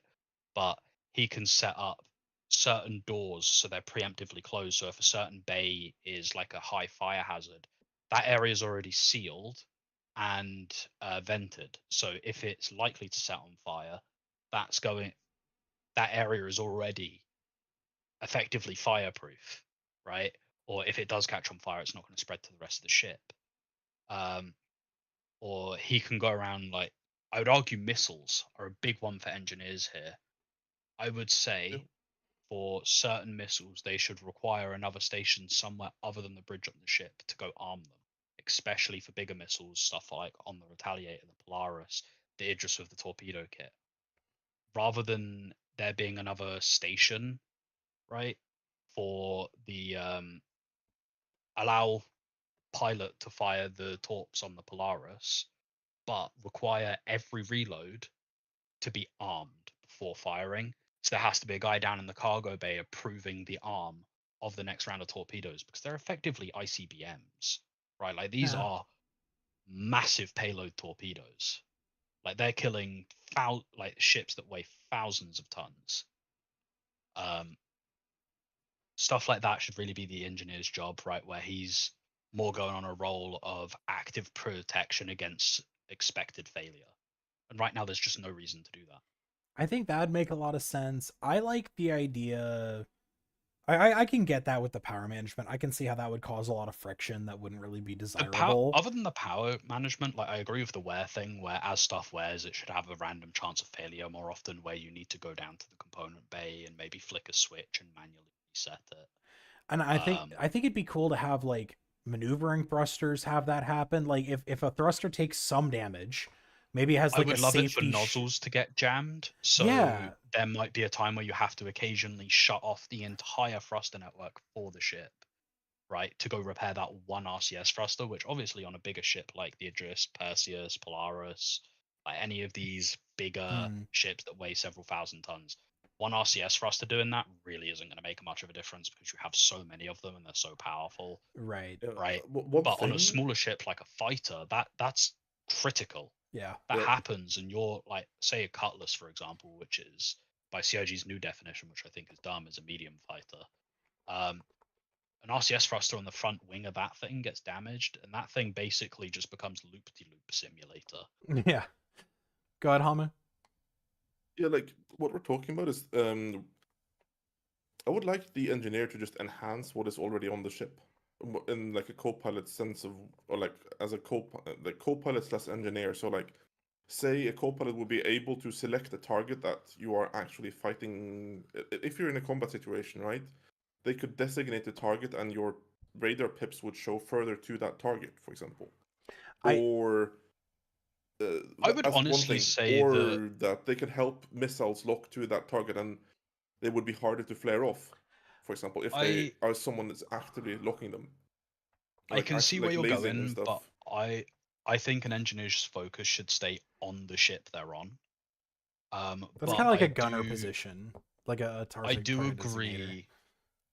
I do agree of the rather than just preventative maintenance and issue avoidance, right? Like saving a ship when a power plant gets damaged, right? Like Yep. there should be things that an engineer can do that also boosts the ship's output. So I've got Overclocking and stuff, which they have said that they plan on doing. That should be where the engineers come in, right? Because they can actively sit and monitor the MFD like on your engineering terminal, right, and look at what the ship's doing, how it's reacting, exactly where the temps are, They how could much set up cooling some power you have automations as left. well. Like if they can set Yeah, up so they automations as well, can- like make essentially scripts for what happens. So like if we get a fire on the ship, open doors. Stuff like like- that. Honestly, I would argue against it. I don't want engineering to be able to be automated. Some basic yeah. stuff like honestly like fire control, where if fire detected in this room, seal this room, right? Maybe not vent it, but you know, seal the room so you at least can temporarily contain the issue, and you still have to, if you value anything in that room, you still have to come fight the fire. But yeah, stuff like passive boosts and stuff, or I guess active boosts, because it would require something to be done, right? Yep. Where if a guy is like literally just as a little mini game example, right? Say there's like the fuse boxes, right? And you've got this little switch next to each fuse box. There's a game that the engineer can play that is basically while you're just flying around doing stuff, he can run around the ship and hit these fucking buttons. And those buttons make it so as long as they're hit, say, once every 5 minutes, right? And it's a different button each time, you get more power output. So I think I think it all of that absolutely. I think overclocking would be really good to give an engineer exclusive thing, is you can overclock a thing. You know, you get a button to, you know, you push this button and you overclock the thrusters for 60 seconds, and you've got a chance of a fire happening. You know, that you would then have to put out, or it's just higher wear. As overclock should be something that's not on a time limit, right? Like you Yeah, can it's just overclock something permanently, but it requires monitoring. Yeah, monitoring because your and more temps are going to maintenance. become unpredictable. If you overclock a cooler, for example, it might have a random chance of failure, and if it has a chance of failure, right? So make it so the engineer has a little bit of leeway, And but there's not enough to where the pilot could double it, right? So what Yeah. you want to do is make it so the cooler will say have a 30-second delay before it goes offline, and the only person it's going to notify is the guy registered on your ship manifest as the engineer, Yeah. right? So he's going to get a little notification on his Mobiglass that says cooler failure imminent, 30 seconds, check master terminal now, right? Yeah. So he has to run back to the engineer terminal and either tone down the level of overclock on the cooler or reset it or run and hit a fuse or something, right? It tells him what he needs to do. Or have it But have it there's spring a stuff he leak. needs to do. Yeah. Have it spring a leak. I think also something that a Yeah, long that's pretty much what forgotten I can agree with. a long forgotten mechanic that Star Citizen once had was shield face hardening. You could click on your MFD on any one of your 4 shield faces, because every ship size used to have like 4-faced shields, 6-face shields, I guess. That's still a thing. Hardening? You can, It is? yeah. There's quite regularly I go into fights with the Idris where I have you know, the shield or the Idris has like 400 charge in its shield as max, right? Yeah. I quite regularly have over 200 on my front shield. Yes, so that's like shield energy distribution, which I think Yeah. also would be a great function for engineers to be able to do. But there was actually a button on the old MFDs and the old, like, long time ago, the mid 3 points, where you could click on the outline of a particular shield face on any ship, and it would give that shield face like 20% more HP for like 60 seconds. And you could just do that, and then there was a cooldown, and then you could do it again. It wasn't like you could also redistribute the energy and the HP points, but this was different. This was separate from that. Yeah. Giving This that was removed in 318. yeah, long time ago.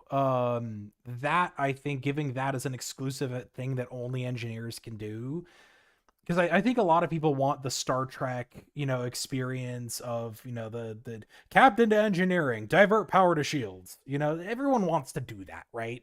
And that's and this gives for a something like piece of that, the Javelin or the Odin, right? Yeah. I get it.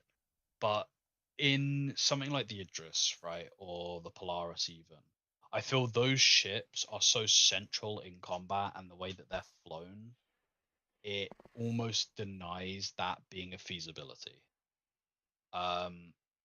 It directly contradicts the flight style of the ship to make it so the power pips are controlled by somebody other than the pilot. Well, I'm not even. 'Cause you do need to be so manual with that. But I've I agree, like agreed. for something like the Jav or the Odin or the Bengal or any of the Bengals like support cruisers that we've seen that are also Bengal variants, the Yeah. Pegasus, right? Like Yeah. all these absolutely just gargantuan fucking steel monsters. Yeah. Having an engineer or literally just a guy on your bridge that it is his job to look at power pips and be like, we need more power to guns, Yeah. right? I And think for the listen super to the big, captain's orders, right? Like yeah. that makes sense because everything's, as you get bigger and bigger, stuff slows down. Like Right. I'm a lot more active with pips on something like a Perseus than I am something like the Idris or the Polaris, right? But Yeah. even then, on the Idris, especially because the nature of it having a pilot weapon, I'm very, very active with the pips on that thing. With the Odin, I can kind of imagine myself being a lot less active. Yeah, just set it Because, and let the you know, engineering crew despite figure it out. pilot weapon, right? Despite the pilot weapon, that pilot weapon is just going to be, oh, they happen to be in front of me. Let's cut a hole through them. Yeah. I think there's a lot of things, but I do think that's something that I hope they do, is make engineers more active rather than just right now. Engineering is just damage control. That's all engineering And it fundamentally really is does right now. need to be. It needs to be more. I think preemptive maintenance is probably the biggest thing they need to add.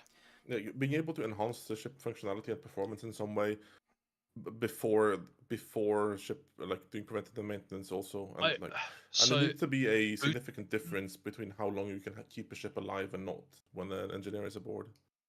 boosting, Like, I would say, is second. I would love to see it. I just don't think it's as essential. Preemptive maintenance really needs to happen though.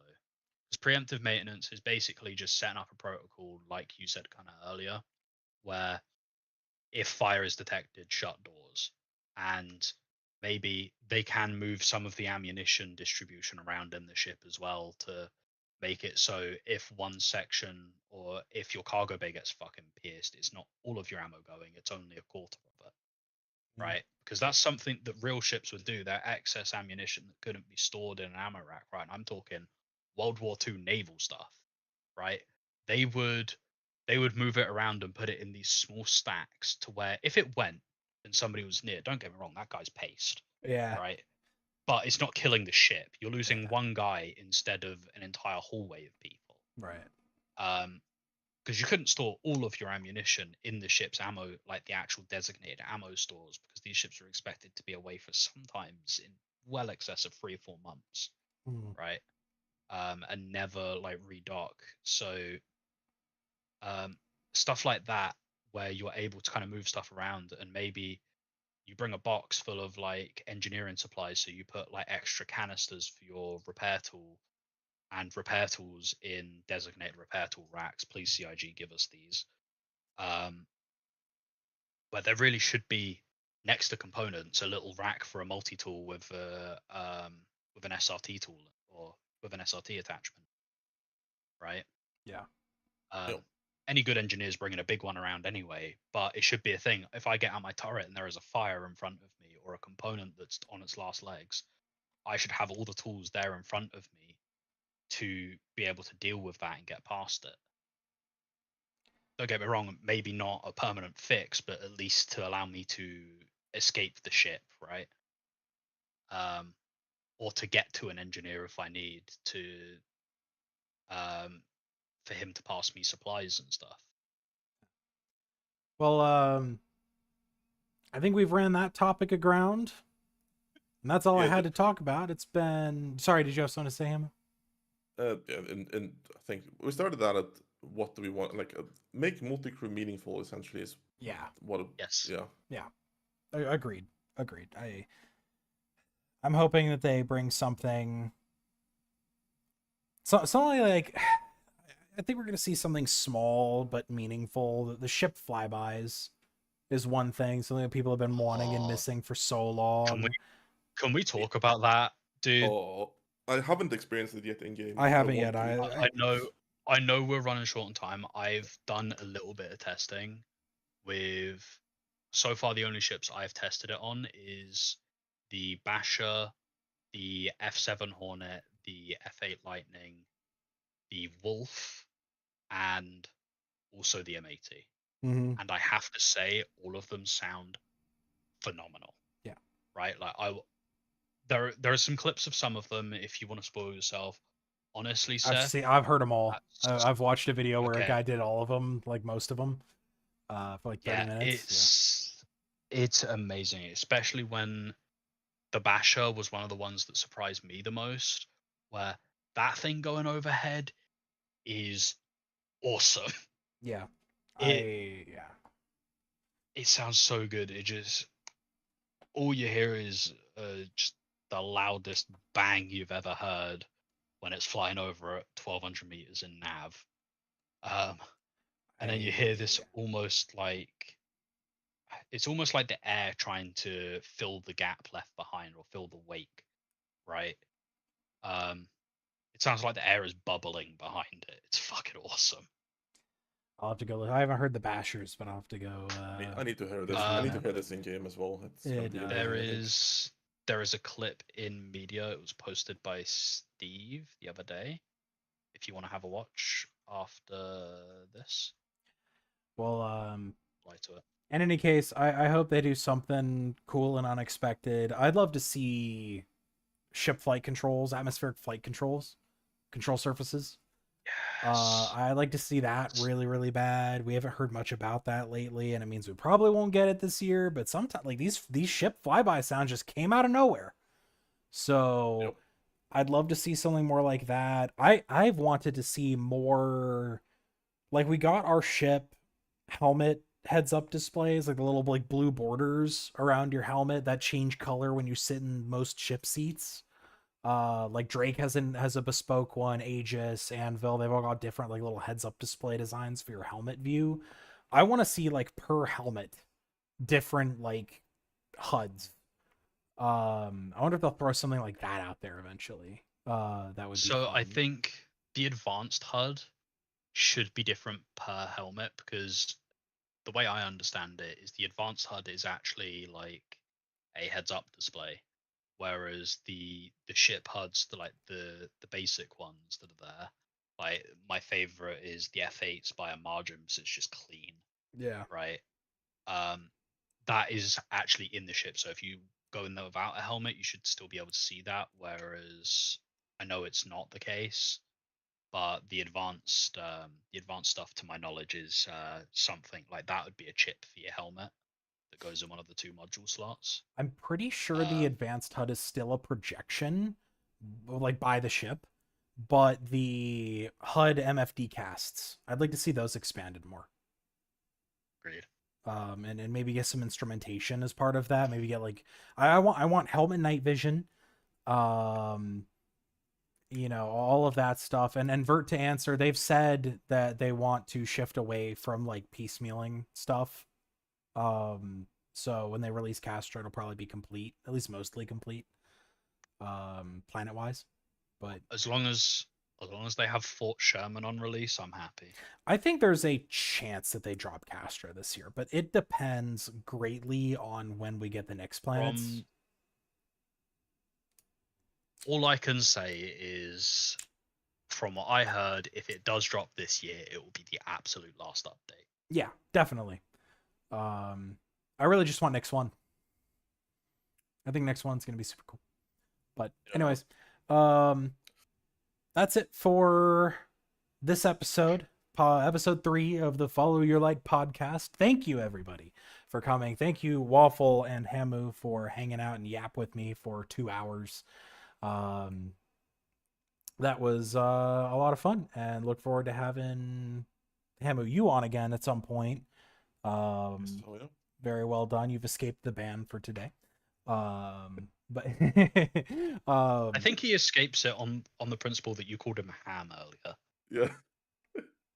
Well, Don't start it. Don't okay. start it. All right. Fine. No, Waffle reminded me. Blame him, not me. We just need someone in this Discord called Syrup, and then I'll be happy. Boy. How do change your name? No. It's your first task as LT. Thank you everybody for hanging out with us and yapping for an hour. I hope you guys had fun and they learned something maybe from our conversation.